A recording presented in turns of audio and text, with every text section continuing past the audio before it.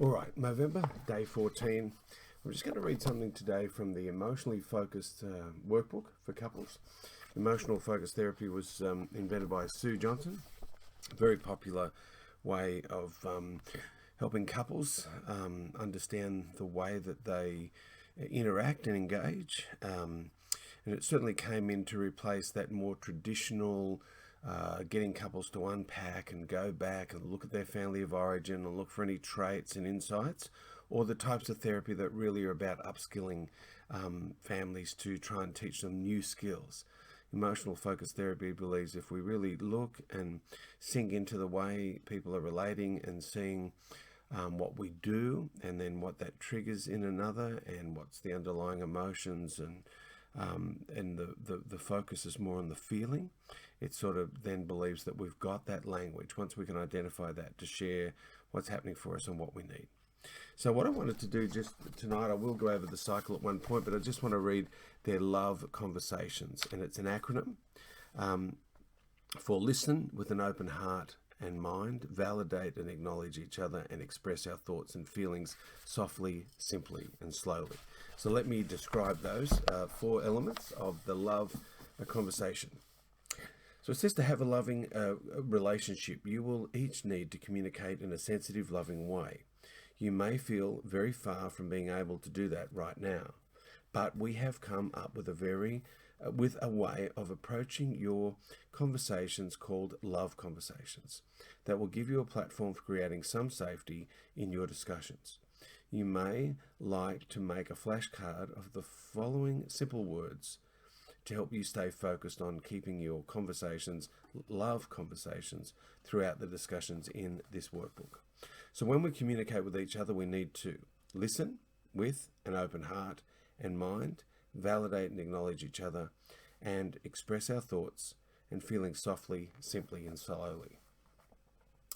Let's look at the love conversation guide more closely. So love, listen. It is not by chance that love conversations start with listening. So often we want to do the talking, criticizing, pleading, or controlling. Necessary as it is to express our feelings and points of view, effective communication starts in the heart with a willingness to listen to the other, be it a partner, child, colleague, or stranger. Listeners tune into words, but they also tune into feelings. For what is said in words, but also for what is said by the facial expressions and body language. So while opening your ears and heart to listen to your partner, keep a careful eye on his or her face as well. Some readers may even be inwardly groaning by now because you have received many messages from your frustrated partners about your lack of ability to tune into your feelings.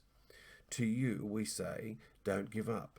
We would like to help you with simple steps to discover that you probably are better at understanding your own and your partner's feelings than you realize.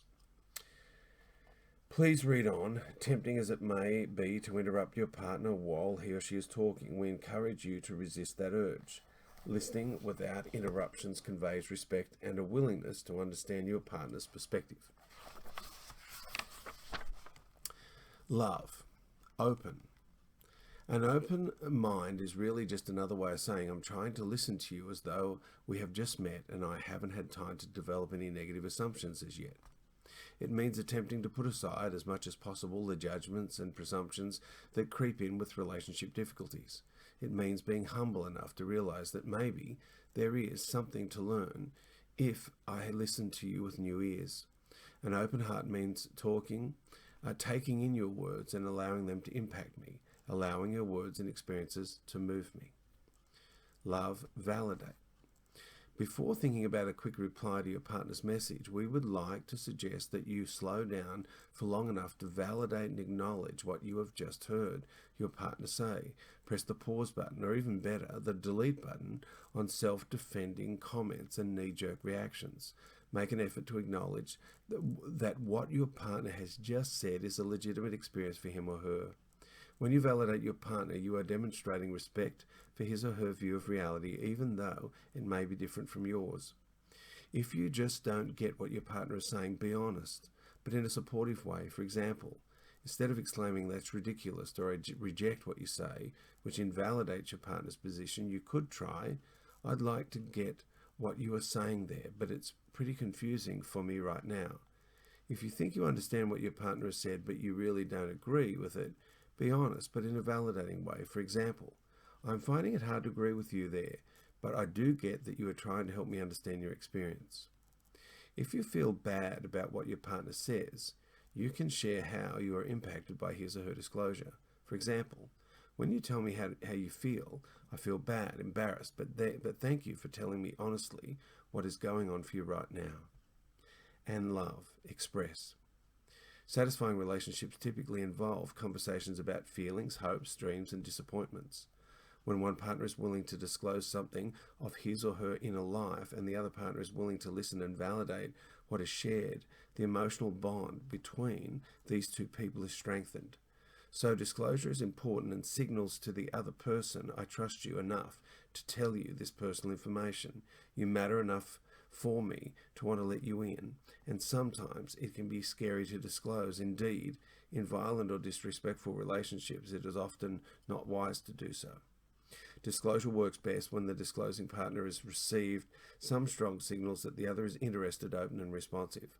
Sometimes before disclosing, you may decide that you need to test the waters. For example, with a question like, would you be willing to listen to what I've been thinking about since the fight that we've had?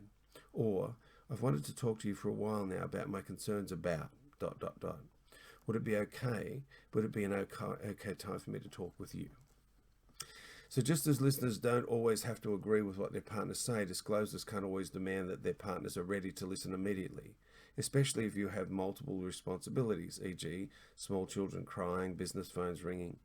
It is definitely helpful to negotiate a time to talk that is mutually suitable for a conversation. A few years ago, when over 100 happy couples in Brisbane, Australia were asked to report on how they repaired hurtful events in their relationship, more than 60% spontaneously indicated that choosing the right time to talk to each other about the event was an important part of the repair process. For some couples, this meant waiting. Our relationship is too important to rush this. For others, it meant making a priority of talking immediately. Don't let the sun go down on our wrath. You and your partner will need to talk about when you feel it will be most comfortable and helpful to talk over the reflections in this book. Some couples find it works well to make a regular time each week to work on the reflections and discussions that this book will guide you through. Honoring the appointment could be a good way to signal to your partner that your relationship matters to you and you want to improve the quality of your day-to-day lives. So this is an excerpt of Love Conversations from an emotionally focused workbook for couples. One of the authors, Jennifer Fitzgerald, is someone I've done my Core Skills A training with, and she's a woman of integrity and really wise, and I was really grateful to buy this book. I've got a couple of people that I'm working through this with in our sessions. So yeah, if you're in a relationship and struggling to connect and need something that might help you both, that you can both work on and bring you together, this is a great book to start with for that. So with that being said, it is Saturday night here on November 14th, and I'm going to now go and share some time with my partner. And so be gentle with your heart. I'm glad I made a video on Saturday night after a day at work in the office, and I look forward to making the next video tomorrow for MOvember 2020.